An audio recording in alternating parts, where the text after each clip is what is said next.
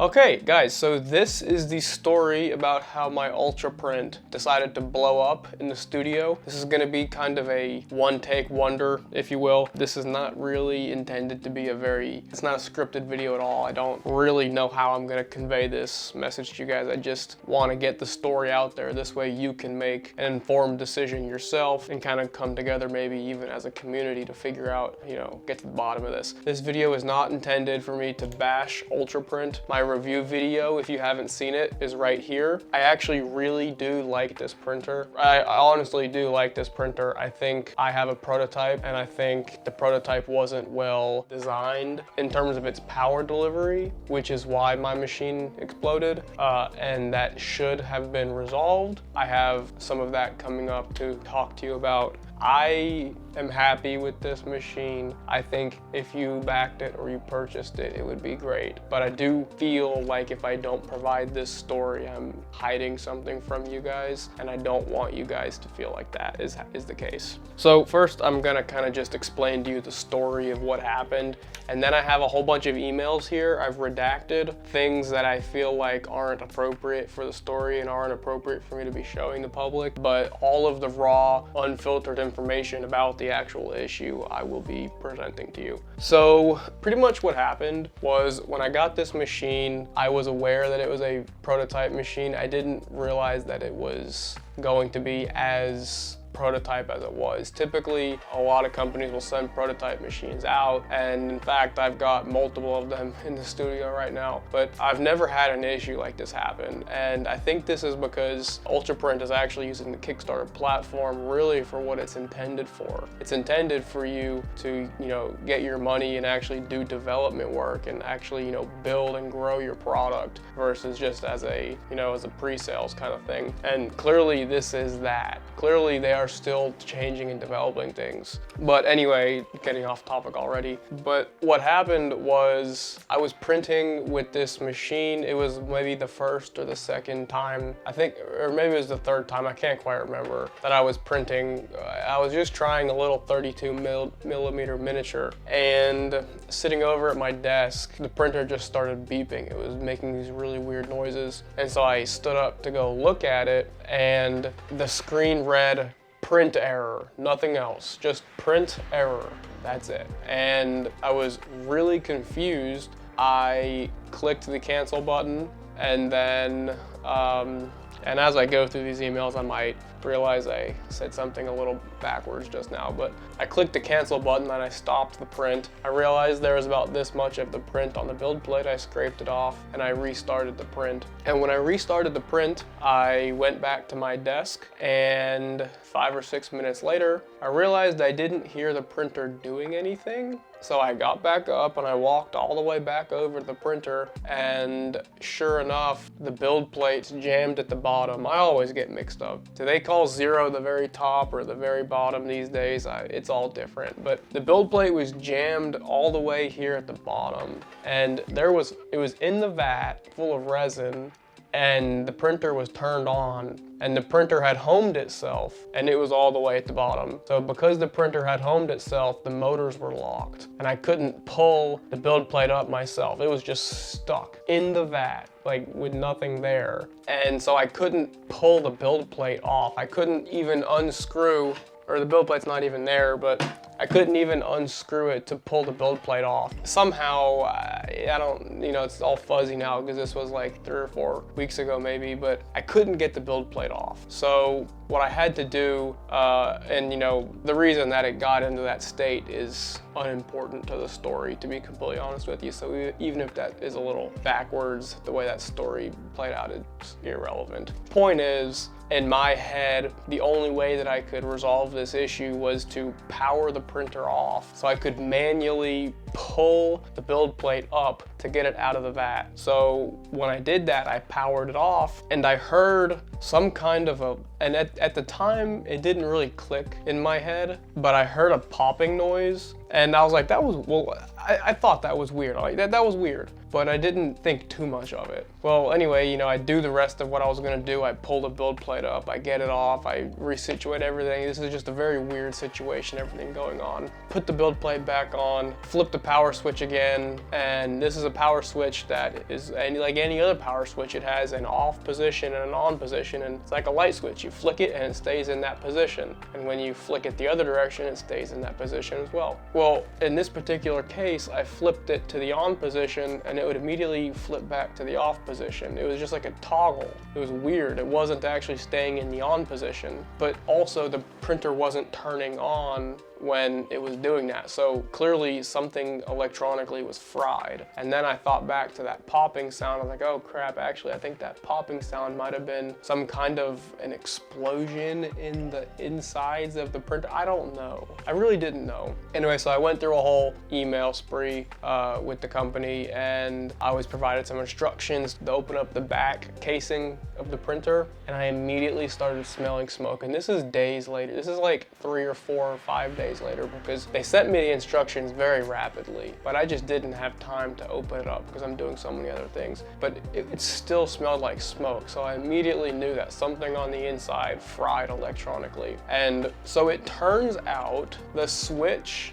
the power switch itself, kind of exploded on the end. I'm sure this is due to some kind of an overcurrent or overvolting it or something, which obviously is an issue. In hindsight, there's a possibility that's some kind of a safety feature of the actual switch, and there might have been no harm whatsoever. I honestly don't know. I really should know this, being a computer engineer, but you know, I'm just outing myself on the whole internet right here. Anyway, point is, the switch itself actually fried, and the company provided me instructions to go through and fix that to get to regain power onto the machine. So anyway, that's the whole background story of what happened on this machine. It is actually working now, but that's because I did a bunch of soldering and a bunch of stuff that no one should ever have to do. We'll get into all that in a minute. So I am gonna go through this email chain a little bit. I've redacted some things, and I'm gonna try and get through this as fast as possible because I really don't wanna bore you guys. But I've redacted some things that just aren't important for the discussion and aren't really, I feel like, things that should be on the internet. But so my initial email, this is certainly not the news I wanted to share with you, but the Ultraprint seems to be broken. Tried to print, and 15 minutes into the print, it started beeping, and an error popped up that said print error. I mean, you can see this email on screen now, and it's basically what I just told you about having to, you know, pull the build plate up manually or anything. But this was my response that I received. By the way, my contact is not directly to the company. As a matter of fact, I have direct contact to Ultraprint now, but originally, and my primary method of contact is through a third party. We both, Ultraprint and I both talk to a third party that kind of relays information. And so my email was, the brand has reviewed the video you provided and suspects that the switch is malfunctioning, which is how I knew to check the switch. Therefore, they have prepared a set of repair instructions for you to attempt the repair on your own. Please find it in the attachments. We deeply apologize for any inconveniences may have caused, and as a result, the brand will send you a new Ultraprint after mass production. Okay, great. You know, they're owning up to their mistakes, and they don't want to leave me with a broken printer even after all this is said and done. So that's fantastic. My reply to them was, can you please advise me? I think the printer somehow short-circuited. When I opened the back cover, it smells burned. I see loose wires, and the power switch looks burned. I also see burn marks on the housing of the printer. And with that email, I included a bunch of photos. You can see those photos on screen right now.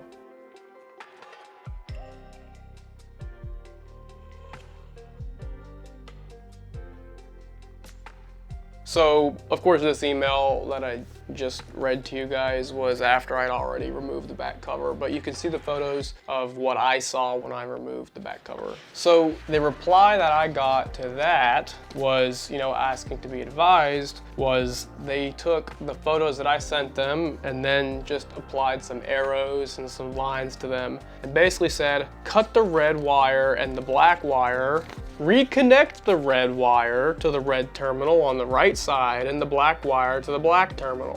And then, again, connect the red wire to the green hole indicated by the arrow. So these photos on screen now are the email or the photos that I received back in terms of what I should do to actually physically repair this machine. And after I had opened the machine up, I realized there were actually multiple issues going on here. There were cold solder joints everywhere. There were loose wires. One of the wires, talk about it later, S2, that actually goes to the heating system. The heating system goes to the, I can't do this in one hand, doesn't matter, the internal heated chamber. So that wire was supposed to be like this much longer probably, and during my disassembly of the back cover, I pulled that wire loose, and there was absolutely no way that I was ever gonna reinstall that wire because it was like this much too short. I mean, it had to be at least 4 or 5 inches too short. So hopefully in final production, they will extend the lengths of these wires that are inside this machine. I told them all of this stuff. So hopefully they'll be able to take my advice going forward. But one very important thing in this email that I received, it says very specifically, the machine's switch quality was poor and malfunctioned. We appreciate your discovery and feedback. The brand has taken this matter seriously and has switched to a new supplier to ensure such issues do not reoccur. After completing the above steps, the printer can be used by simply plugging in the power cord as needed. Basically, the steps that she just provided me were to bypass the switch and connect the printer directly to the wall power through the converter that goes with this printer. This printer doesn't have an onboard power supply. The power supply is built into the actual cable like a laptop power supply would be. So my reply to that was, it is my intention to crimp new connectors for positive and negative, but one of the connectors broke off because there is no location for me to solder the negative lead to on the barrel connector. I did the best I could. I crimped connectors on the positive and did a hack job by soldering the negative to the barrel connector. This is kind of all irrelevant, just things that I did. But so here's that S2 issue. So the printer powers on successfully. The problem is that there's a loose red wire that was plugged into the S2 on the micro temperature controller. That's just some electronic component that's named on the inside of the printer. The wire is too short. And again, this is what I told you about it being this much too short. But I said that I'm glad I got the printer functional, but I really would appreciate if you had a new printer shipped to me as soon as possible. The reason I'm saying that is because I would rather not use this printer like it, you know,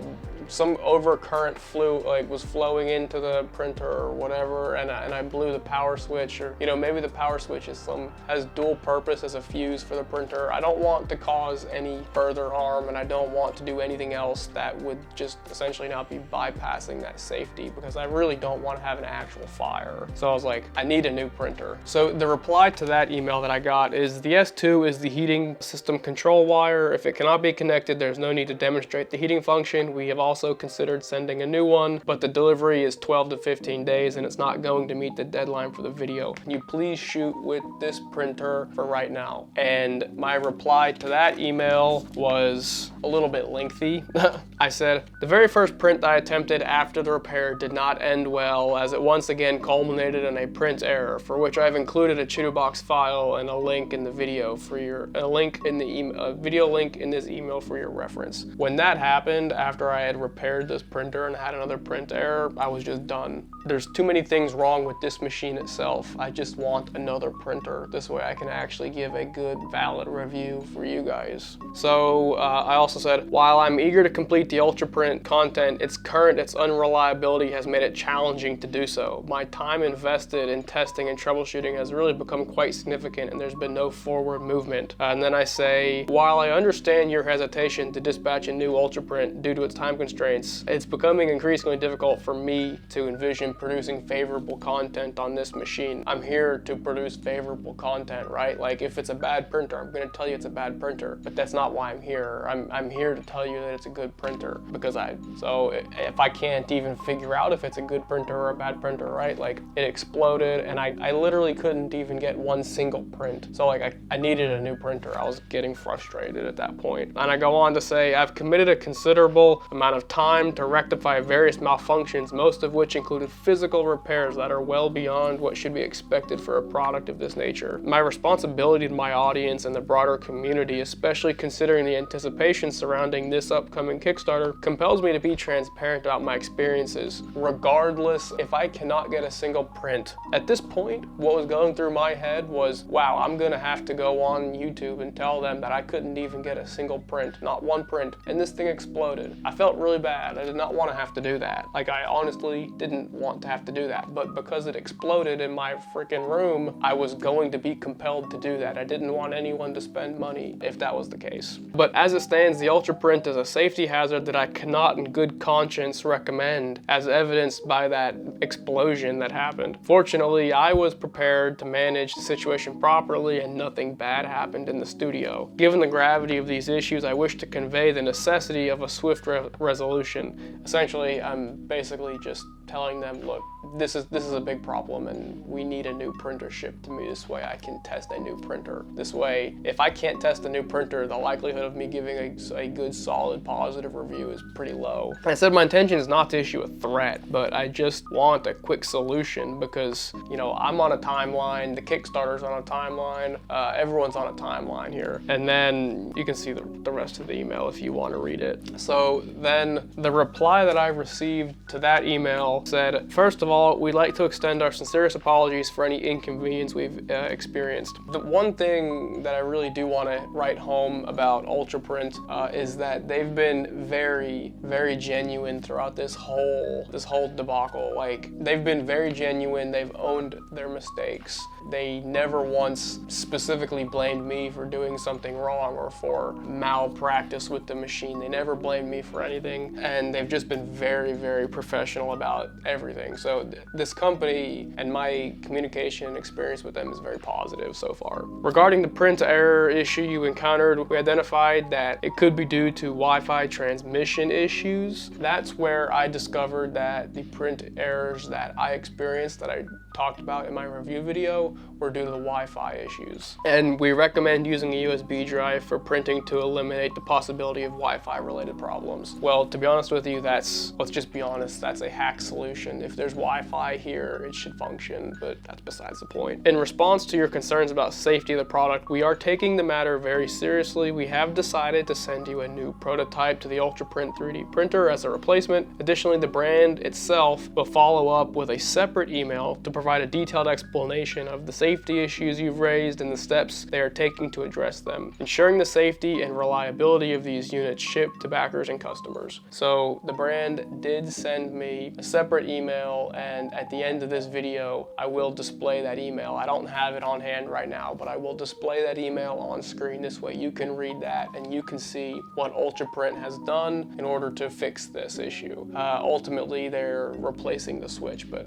I'll get to that in a minute. We appreciate your collaboration and your commitment to helping us improve the product. And again, they're just being very genuine and kind here. It's been a very pleasant experience. Despite the printer itself having issues, the whole communication process has been very pleasant. I've enjoyed communicating with Ultraprint so far. And then my reply to that was, in terms of the print file, I will be cognizant of the Wi-Fi causing corrupted files. However, if that is the case, I hope it will be corrected in the final production product. I know this might be cumbersome to document. It is important to me and my ability to provide a positive outlook on the printer. As for the safety concerns, I personally will be very focused on the documentation that is sent to me. If it is possible for photos of new and old components to be included in the documentation, as well as an explanation why the component is replaced. Also, similarly for the assembly process, I understand that the unit I received is a prototype printer, but I have received many prototype printers and this has never happened to me. When I opened this printer to repair it, I saw many cold solder joints, wires with too little excess, the S2 wire, and others similarly concerning electronic related problems. I hope all of these can be documented.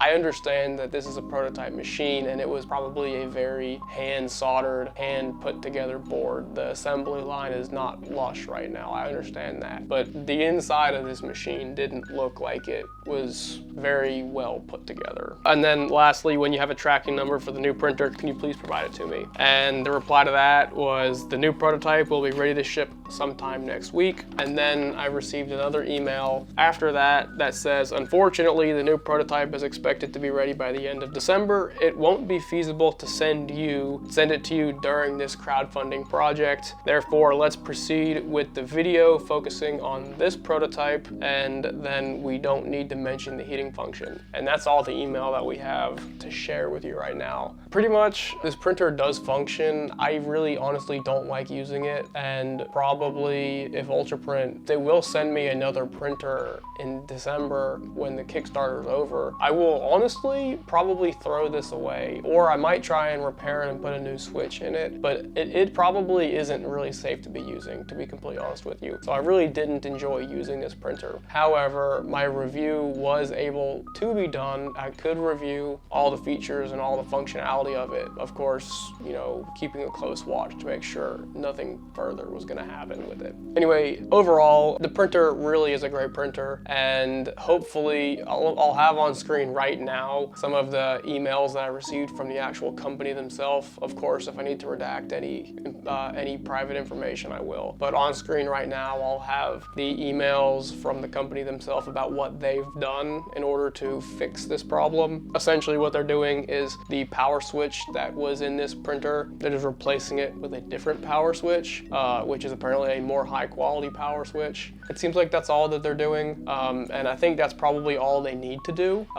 Thankfully, they're actually taking it seriously, and they are doing that. Again, that's pretty much all I have for this video. I just want to provide a more relaxed, casual environment to just tell you everything that happened in relation to this printer and my experience with it. It's a prototype machine. I'm not surprised there are issues with it. I've just never had an issue with any other prototype printer that I've received, and this was a little bit alarming to me. So I felt like because it was an electronic issue that could cause safety concern, I need to be upfront with everyone.